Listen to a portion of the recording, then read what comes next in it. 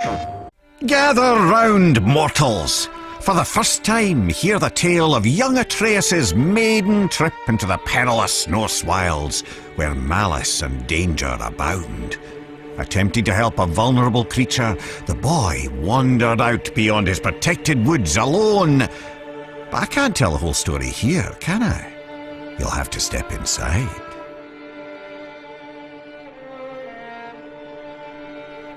Atreus awoke to find his father missing. Not that there was anything unusual about that. Tasked with retrieving their dinner, Kratos would often take leave on day-long hunts. Why it took all day, Atreus never fully understood, but he knew better than to ask. After a quick breakfast, the boy got up and headed outside to practice his archery. He drew his bow taut, let his deep breath loose, and released an arrow. It sailed far beyond his target, becoming just another stick in the woods. The boy sighed. He'd have to find it later, likely when he wasn't looking for it. Determined to hit the target this time, he grabbed another arrow and focused hard. He held the string till his arm burned and let it fly. A bullseye! Well, almost. Maybe if you looked at it from a certain angle. You know.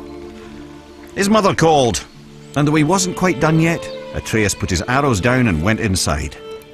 Every day she would teach him, mostly language and archery.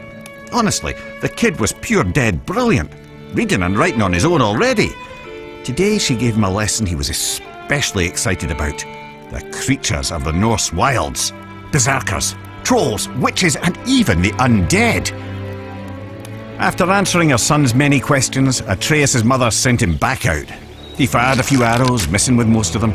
He wasn't a bad archer, really, but he wasn't easy on himself either. Frustrated, the little bairn sulked off into the woods.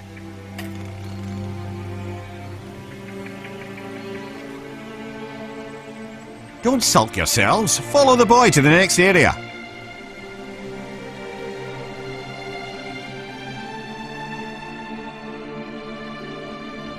Atreus climbed up and sat cradled in the branches of one of his favourite trees.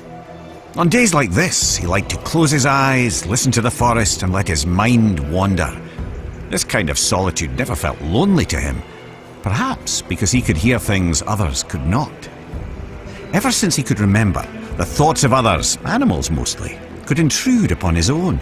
He couldn't much control it, and he didn't tell his mother or father of it, but it only added to the boy's absolute captivation with what adventure might lie past his all-too-familiar woods. As Atreus craned his head in an attempt to hear even farther, a desperate cry for help crept in at the edges of his mind. Not a whisper in his ears, but rather a shout inside his skull. Atreus shot up, and as he did, heard a second voice, a call to adventure, taunting him with the promise of a hero's journey. He jumped down from the tree and ran toward the voices. They grew louder and louder, overwhelming him to the point that he halted abruptly, stumbling as his inertia nearly overtook him. He hesitated there, knowing it would displease both his parents to venture further. In response, the voices only grew more urgent, demanding his attention.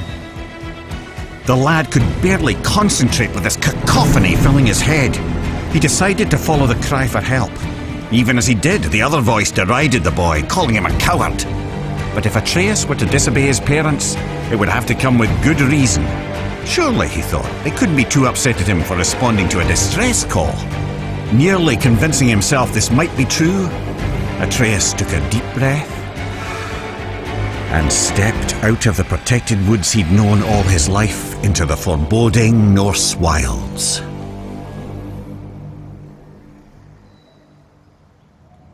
Delve deeper into the woods. Unless, of course, you're too frightened.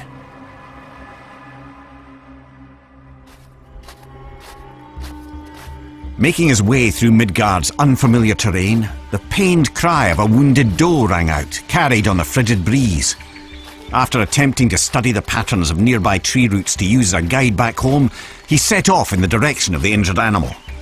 He imagined himself as the gods from his mother's stories, travelling to distant realms on the great tree Yggdrasil. He was brave Tyr, mapping the unknown for the good of all the realms. He was the mighty Ullr, on a hunt for honour and glory. He was lost, completely and hopelessly so. The woods now seemed to be a repeating maze of trees and jagged boulders. His growing panic was interrupted by sharp screams of agonizing pain. The wounded animal was near and in true peril. Forgetting his own dilemma, Atreus shot toward the cries of the beast. And there, in a clearing near a creek, he saw it. A wounded doe lay on the ground. The matted, blood-stained fur on its chest heaved up and down as it struggled to breathe. An arrow jutted out of its neck. But what hunter would seek an innocent doe and fail to finish it off? The animal looked Atreus straight in the eye. Its pained grunts eased now as its pupils contracted. The one he had called had come. "You're safe now. I'm here," Atreus said, clumsily attempting to comfort the poor soul. "You can let go." The doe's strained breath became shallower. It took one final gulp of air in and ceased to move. Atreus laid his hands on the doe's heart and softly recited Norse death rites, inspired by his mother's teachings.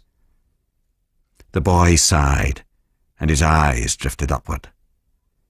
As they did, he noticed there was far too much blood on the ground for a simple arrow wound. The red stains in the snow trailed off into the deeper brush. Atreus jumped to his feet to follow it.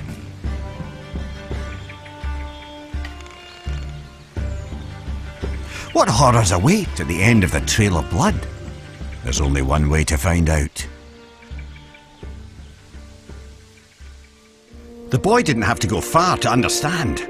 The trail of blood didn't belong to the doe, but to the hunter, who now lay in pieces at Atreus' feet. The boy's stomach rolled as he took in the scene. He held his breath, attempting to let the nausea pass. And that's when he heard something else. Something hidden by the dark forest, mere steps away and still breathing. He turned to see two creatures from his mother's stories. Heaving, vile, undead monsters of pure rage. Draugr. Atreus' eyes grew wide as they met the empty sockets where the Draugr's eyes were supposed to be. The larger one roared, then it charged. The boy went for his quiver. He found an arrow, but lost his footing. Crashing to the ground, the Draugr rushed ever closer. The larger one plucked Atreus from the ground. The monster bellowed, spraying rotten teeth and flaps of decaying gums. Its half-tongue flailed blindly like the death throes of a headless snake. It was disgusting. In desperation, Atreus stabbed out with his arrow again and again and again, and by pure chance he connected, striking the Draugr through a hole in its skull. The monster dropped him as he continued to scream and stab. The boy was lucky, but there was no time to celebrate. As the second Draugr raised his blade, Atreus shot an arrow. It exploded against the Draugr's sword, shattering it to pieces. Quicker than the boy could react, a shard of the blade sliced into his arm. He yelled out in torturous pain. But as the Draugr drew in for the final kill, Atreus wasn't afraid anymore. He was angry. The blinding pain turned to white-hot rage as his ears pounded. His vision glazed to pure red. As the creature bellowed with fury, so did Atreus. Two warriors with nothing left but anger and pain. The last thing the boy saw before the world went black was a ghostly white hand grabbing the Draugr by its throat. A small, quiet question escaped Atreus' lips before he fell unconscious. Father?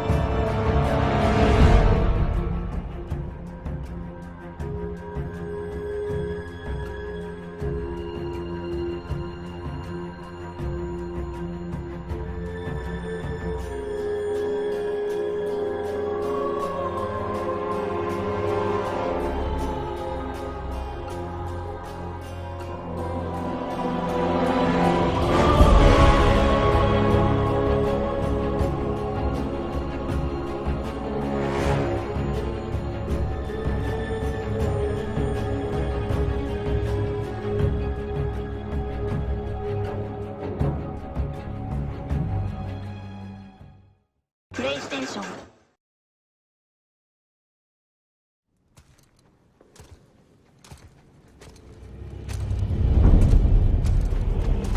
Hold.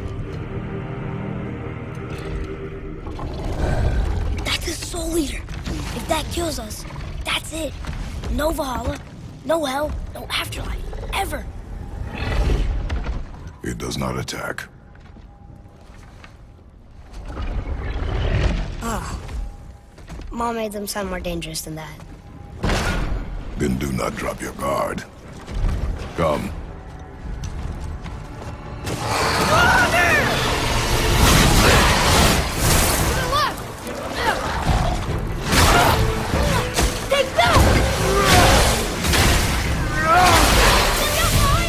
Get back! Nice! See ya! Above us!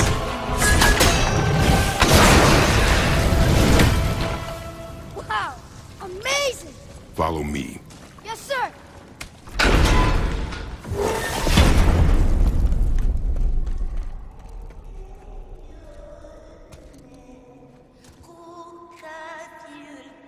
That doesn't sound like a soul eater. What do you think it is? We shall see, boy.